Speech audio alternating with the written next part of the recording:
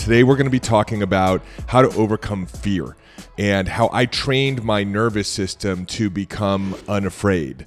I think it was Roosevelt who said there's nothing to fear but fear itself, and it's true. Fear is the biggest thing that's holding us back. Whether you're wanting to make more money, whether you're wanting to grow your business, whether you're wanting to have better relationships, whether you're wanting to improve your health, whether you're wanting to have more clarity about how to move forward in your life. Think about it. If there's something that you want to create and you are unafraid, then given enough time, you're going to have thoughts, you're going to have emotions, you're going to take action that will consistently, 100% and predictably produce the desired result.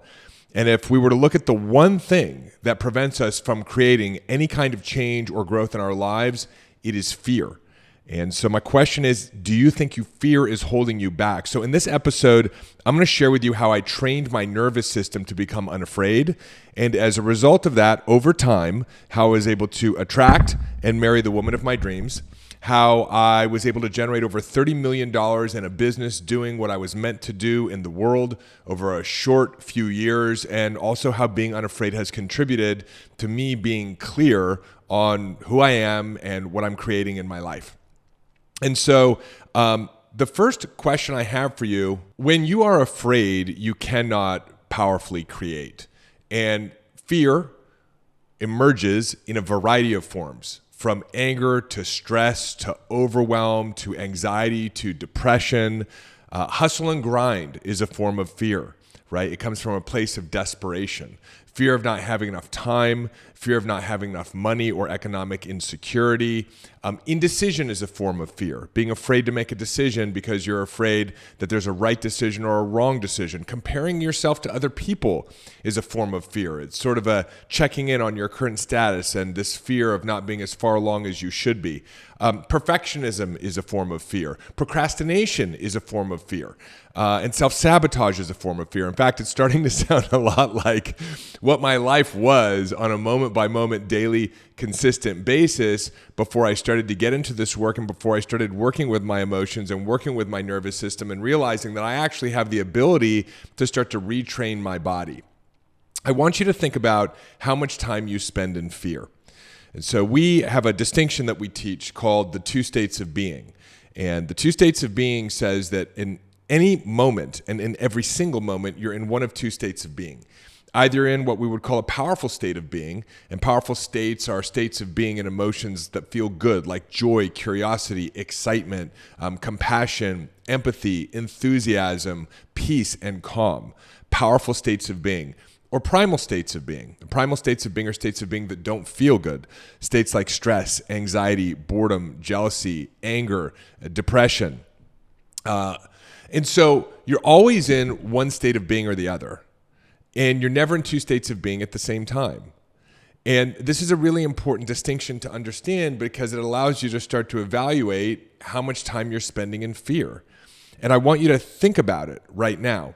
If you added up all the time that you spent on an average day, even though you may be productive, even though you may be, running your household in the morning and managing the kids, even though you may be at work and doing things, how much time do you spend on an average daily basis in stress, anxiety, overwhelm, comparing, indecision, procrastination, judging what other people have said and being angry or resentful towards other people, no matter how subtle that might be, judging and being angry at yourself in some form of self-judgment. Any amount of time that you spend in a moment where you would say, hey, do I feel good or do I not feel good, right? Being in a primal state. How much time do you spend on an average daily basis operating from a primal state? And if you're joining me on YouTube, you can just comment below and drop your number in and take a look at what other people have had to say. If you're listening on your favorite podcast platform, you can just yell it out. But it's a really good number for you to know, because what I would say is that's your number of opportunity. What we found is that most people are spending an average of at least 6 hours a day in a primal state. I know before I got into this work, before I started working a 12-step program, before I got into personal development, and before I started living the teachings that I teach, I was spending pretty much all of my waking hours in a primal state. Even if I would wake up in the middle of the night, I would wake up in some form of fear. So it can be confusing this conversation around like, how do I create change in my life? How do I make more money? How do I find the perfect partner? How do I get more clarity on my purpose? How do I heal my chronic disease or my autoimmune condition or feel better? How do I overcome my anxiety or my insomnia? Gosh, I mean, pretty much anything that you would want to create, it seems like there are like lots of different paths to pursue solutions. But one of the things I like about the understanding that I've come to that I want to share with you is that it's really just one game. And that one game is to downregulate our nervous system and detoxify ourselves of fear. If you can detoxify yourself of fear, then the natural byproduct of that is, number one, you're a happy human being. And number two, you're actually producing and materializing the dreams and the vision you have for your life. And this isn't some sort of woo-woo. This is like a fundamental understanding of behavioral psychology. Behavioral psychology tells us that our beliefs, which were formed at a very young age through the meanings we gave the experiences of our life, determine as adults on a moment-by-moment basis what thoughts we habitually entertain or have. Those thoughts then, which are electrical activity in your brain, it's a lighting up of the neural networks of your brain and an activation of memory. Those thoughts then transmit themselves through your nervous system, and you experience those thoughts as emotions and feelings depending on the quality of thought. And then your emotions and feelings will determine what action you do or do not take. And the action that you do or do not take will determine what results you do or do not produce. And then you'll look at your results, whether it's on a daily, weekly, monthly, or lifetime basis, and what they will reflect back to you is the same belief that started them. You'll say, see, I knew I wasn't good enough. See, I knew bad things happen to good people. See, I knew money was hard to make. See, I knew if you wanted to do it right, you have to do things yourself. But that's not necessarily true. It's only true for you. It's true because of what behavioral psychology tells us, how the human being operating system functions. Your thoughts create your reality. This is also part of the New Thought movement and understanding energy and vibration. And so we could expand upon this conversation and talk about how that electrical activity in your brain and in your nervous system is radioactive and transmits a vibration that's received by the minds of other people and influences their unconscious behavior. And that's what creates synchronicities and coincidences in your life. So when you have non-resistance or your beliefs about yourself, about money, about business, about other people, about relationships, about the world are in alignment with the results that you want to produce, then you produce the desired results. But when your beliefs are limiting beliefs, or they are beliefs based on early, let's call it childhood trauma, right? I don't want to use that word to make you feel like it has to be big, hairy, and gnarly to transform. But we use this language, right? Traumatic experiences when we were children, and then instantaneously the meanings that we gave to the world. When those things are carried forward into our present reality, they invoke fear, and they are self-fulfilling prophecies. They produce undesired results. That's why Einstein said the most important decision you make is whether you live in a friendly or a hostile universe. And because, as Henry Ford said, the man who thinks he can and the man who thinks he can't are both right. So if you believe that the universe is hostile, that's what you're going to experience. So the work for us to do together is to start clearing out the fear. If we clear out the fear, then all of the things that you want become a natural byproduct of a fearless human being or a happy human being or a faithful human being. This is why, and I've talked about it in other episodes, I believe a belief in a higher power is so important, whether it's the universe or science or nature or God or Jesus or Allah or whatever it is, because when you believe that there's an external intelligence working to support you in the coordination and materialization of your dreams and the overcoming of the challenges that you have, then that becomes your reality, whether it's a placebo effect or not.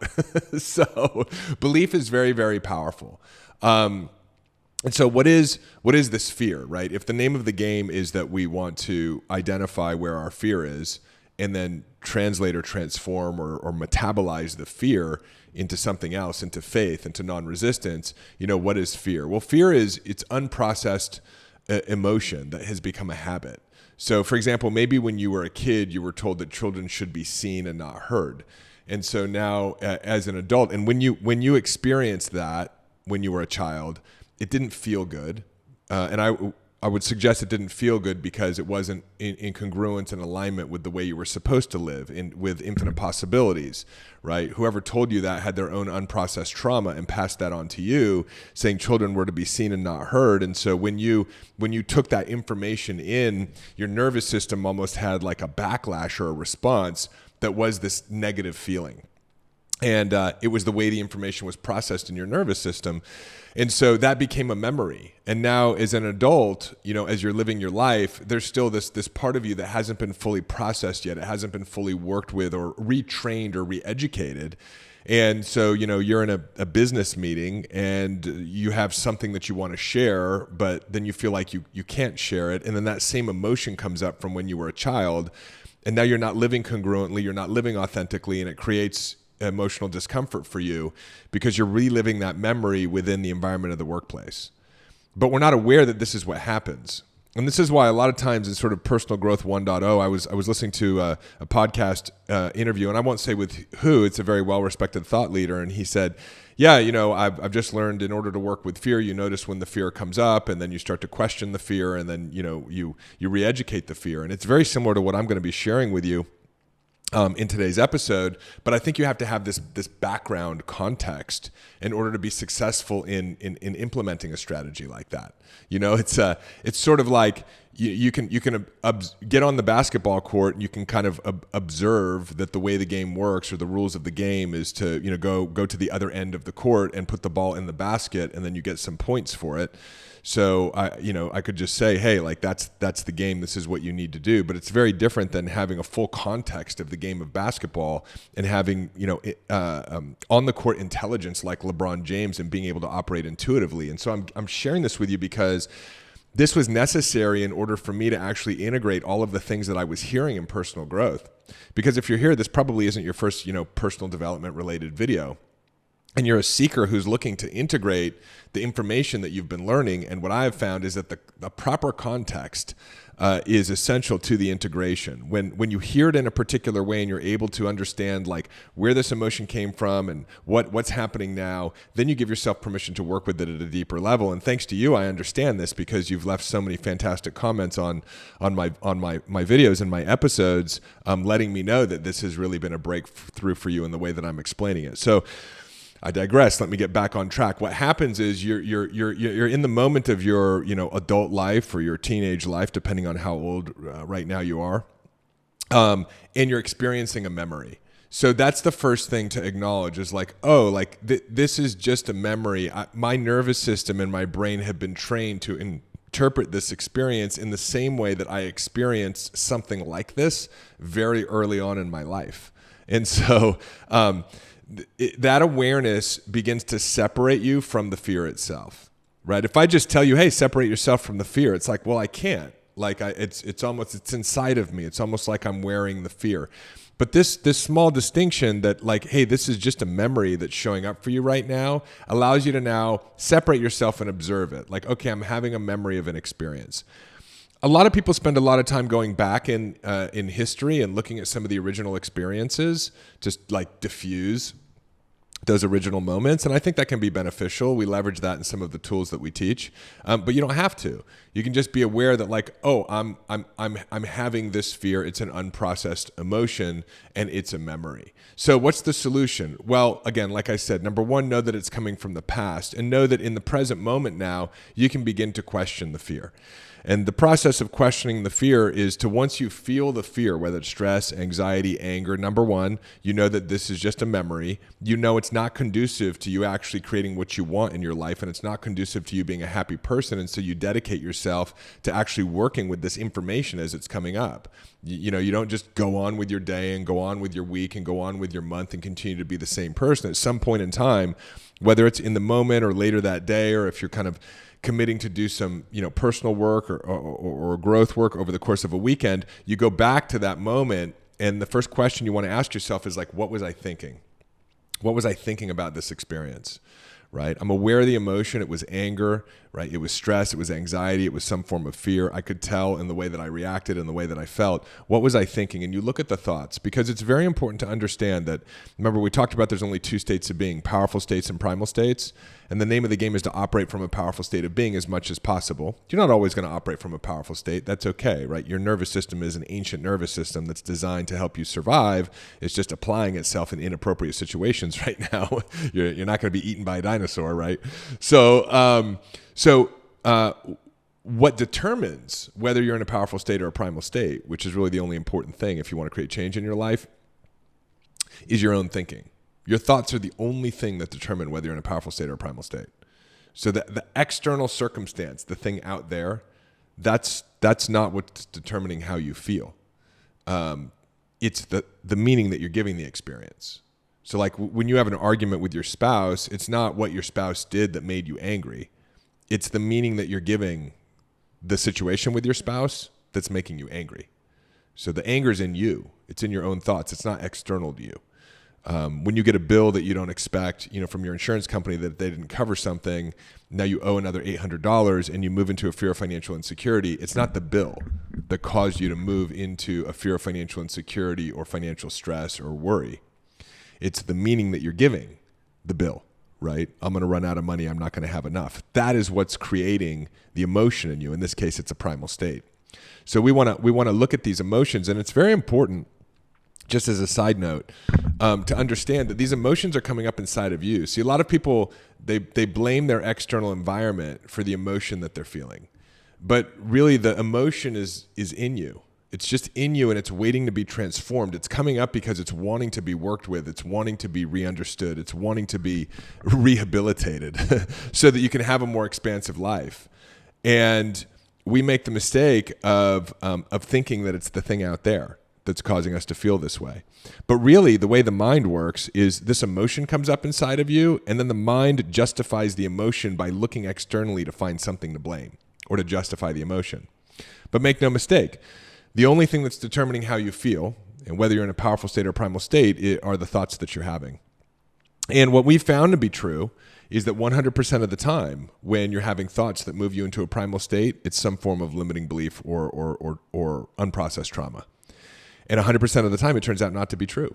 It turns out not to be true that you can't trust other people. It just happened a few times in your life, and you started looking for evidence to actually support that theory. And so now you've had multiple instances in your life where it happened, but the vast majority of time, it was never true, right? It's not true that there's no good ones left out there, right? If you're looking for your soulmate, right, that's what we would call an untrue belief system. That's why it feels so bad inside your nervous system, and it moves you into a primal state.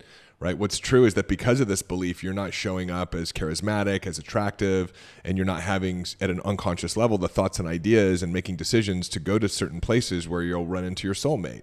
Like the great coordination of intelligence can't occur because you're operating in this sort of like dissonant, vibrationally disruptive environment that you've created as a result of one thing and one thing only, which is untrue thinking.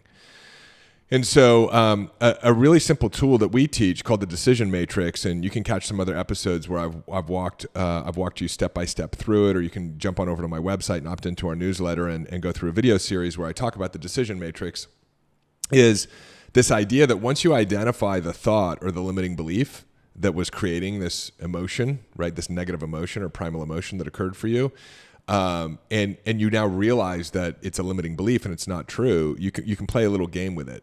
And the game would be, well, if this isn't true, even though it seems true, if this isn't true, then it must be that some form of the opposite is true. And you can establish what the opposite is, right? Money, our world is awash in abundance and money, right? Rather than money is hard to make, right? That would be the opposite. Most of the time I can trust people, and I can trust people to do and be exactly who they are, right? If your limiting belief is you can't trust people. If your limiting belief, for example, is like I'm not enough or I'm not good enough, then the new empowering belief would be something like I am worthy. And then that's the second step, right? Establishing a new belief that's more congruent with what you want to create in your life. And you'll also notice that when you engage with this belief, it feels good. It moves you into a powerful state. And then the third thing is to reinforce it by saying, what evidence do I have for the fact that this new belief is true? See, what's happened over time is your brain has not found the evidence that supports the empowered beliefs valuable. And so you've been having experiences that support this new belief system, but you've been filtering them out. There's a part of the brain called the reticular activating system, and that's that part of your brain when you buy a new car, you see the car everywhere on the road. Well, what happens is as a result of this limiting belief or this childhood trauma, you've been only paying attention to information that aligns with the limiting belief or the trauma, and you've been ignoring everything else. But this little 3-step process I gave you of paying attention to your emotion and then looking at the thought And if it doesn't feel good, coming up with a new but opposite belief and then looking for evidence of the new belief, it starts to activate dormant neural networks in your brain. Basically, that's a fancy way of saying memories. So it starts to activate memories. And if you're willing to sit with it, I try to do this maybe once a week. I used to do it every morning, just kind of working the top 3 to 5 limiting beliefs that came up for me the previous day or the previous week. If you're willing to actually work this simple process and then and be patient with it, at first you'll find some small evidence and you'll be like, that doesn't even really count. Like money's easy to make, and I found, $1 on the street. But then if you're willing to stick with it, you'll start to find more evidence and more evidence and more evidence and more evidence. And it just makes sense, because what you're doing is you're bringing your awareness to a part of your brain that just hasn't been that active. But the memories are there. And so before you know it, you'll have 3, 4, 5, 10 examples to support this new belief. And if you and I were working in a private session, for example, and I would say, well, what about the limiting belief? You'd go, it doesn't even make sense anymore. And what you're doing in that process is called neural pruning. So your nervous system is used to going to the old information. But if you can do this work, you sort of force it into the new information. And so now that you've established this, you're like, I'm really aware of this limiting belief that's coming up for me because I'm in this practice that Dave recommended. And I also did the work. And so I've got this new belief and I've got evidence for it. Now what happens is you go out into your week and into your day, your nervous system's still going to get triggered. So the old limiting belief is going to come up. But now you've prepared yourself. Right? You're aware that the old limiting belief is untrue. You're aware of the emotion associated with it. You're aware of the thoughts that go along with it. Like now you're ready to play the game. And so in that moment, then you're able to go, wait a minute, like I feel this habit and these are the thoughts that are habitual, but I remember I've already established for myself, right? I am worthy.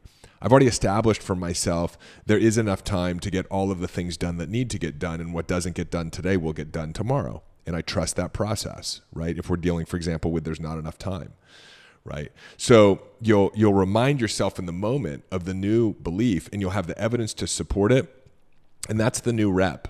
That's the new, like being in the mental gym. That's the new repetition that starts to move your brain in a new direction and starts to move you in a new direction, because now this time you haven't spent 5, 10, 15, 30, an hour, right? 60 minutes of your time entangled with the limiting belief, reinforcing the neural networks, deepening the myelin sheath and the connections, essentially supporting the habit. You're now moving your thoughts and your emotions into a new direction, and that one rep builds a little bit of momentum. And you do it again, and you do it again, and you do it again. And you'd be willing to do it imperfectly. Like there are times where you're not going to do it and you're like, shit, I've been entangled with this limiting belief for 2 days. That's okay, right? And then that awareness allows you to do a rep in the new direction. And so this is how you develop a new habit, and you practice it.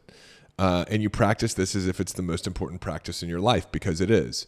It's more important than a nutritional practice. It's more important than a gym practice. It's more important than a business practice, because this is the root cause of all change that you're wanting to create in your life. And over time, what happens is you downregulate your nervous system, and you start operating more from the parasympathetic nervous system, which is rest and relaxation, rather than the sympathetic nervous system, which is fight or flight. And then the result of that over time are all the things that I mentioned to you before. You start to relax into your life. That's how I met my wife, through a series of intuitions and unconscious decisions that I made.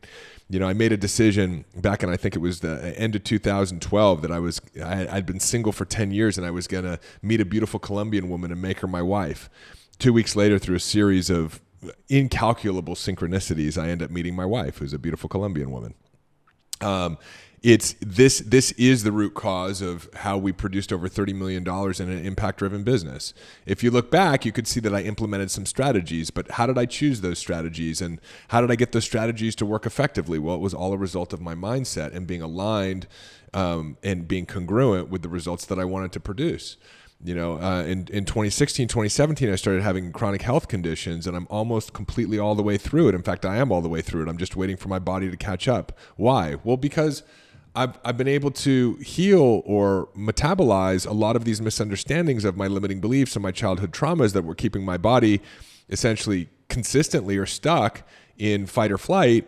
And now I'm spending a lot of time in rest and relaxation. And so what happens? Well, my labs are sorting out, and my heart rate's coming down, and these conditions that doctors couldn't explain are just going away. So if you want to create change in your life, it's not complicated, right? It doesn't mean it's easy, but it's not complicated when you actually understand how the rules of the game work. There's one thing that is preventing you from creating what you want to create in your life, no matter what area of your life it is, and that is this thing called fear. And so the work we must do is to detoxify ourselves of this fear by understanding what's happening in the present moment, which is the fear is coming up as unprocessed information or energy, and having some simple tools to be able to work with that information as it comes up. The tool I gave you today is the decision matrix, and there are a lot of great tools out there, whether they're my tools or someone else's tools. And as you go deeper and deeper into healing some of these things that might be, let's call it a little bit more core, there are deeper sets of tools. We have an amazing process called the forgiveness framework. We have the surrender experience. We have the self-love system, and all together, this allows you to return to being a whole human being. But you just want to be playing the right game. A lot of people are lost right now trying to control their external circumstances or not understanding why they're feeling anxious or depressed or why they're experiencing economic insecurity or why they're alone or why they're having relationship challenges. And the answer to like all of those whys is because there's unprocessed fear there. And I find a lot of comfort in knowing that that's the game. And it becomes really exciting for me because once we can distill it down to just that, now it's like, okay, cool. So how can I get even better at identifying all these, various forms of fear? It's very, we described it in addiction because addiction is ultimately fear too, as cunning, baffling, and powerful. How can I get better and better at the game, against fear? And then I realized fear becomes my teacher. Fear is not an enemy. Every time I'm able to re-understand fear into a new empowered belief or a new empowered decision, I become more powerful and I'm able to create more in my life. So, it's a pretty cool game when you understand how it works and you've got the tools to be successful within it. And it can feel pretty hopeless when you don't understand the game. You're feeling like you're in the boxing ring fighting an invisible boxer, but you're here. You're part of a changed mind. That's why we talk about this being a sanctuary for your spirit, because you've called forth and attracted this information and these tools and this community, and that means you're doing great. You're on the right path. You're doing the work, and as long as you continue to ask, the answers will come. So I hope you got some great answers today. Again, comment below, give me any of the big distinctions or takeaways, or ask me any questions that you have. And it is important, document the amount of time you spend in a primal state. You can drop it in the comment box and check out everybody else's, and we're going to work together to continue to grow, to continue to evolve, and continue to move forward. So I love you very much. I hope you enjoyed this episode, and I'll see you on the next one. Hey, it's David. Hop on over to davidbear.com. Click right here. There's also a link in the show notes, and sign up for our newsletter. You'll get immediate access to my free Mind Hack ebook, as well as a couple of trainings to help you master the inner game. This is a great way to stay informed and be a part of our community and be notified of special announcements. Click below, head on over to the website, get subscribed. If you loved this video, make sure you check out this one or this one, and I will see you in the next video.